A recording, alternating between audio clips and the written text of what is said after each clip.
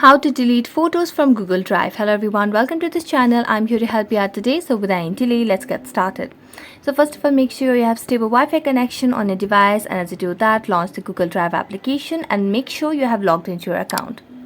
Now here you can see your images. Now if you want to delete certain images or photos from a Google Drive, simply tap on the three dotted line beside the photo that you want to delete. So let's tap on three dotted lines, and here you can just scroll down and you can see there's no options over here as to delete it. So what we can do over here is you can just make a long press on the image or the picture, then tap on three dotted lines, and as you can see there's still no option to delete it. So as of now what we can see is there's no option to delete the photos from the Google Drive.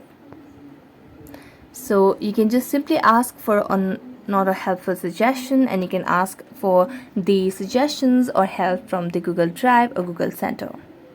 So that's it. Thank you so much for watching this video. See you next time.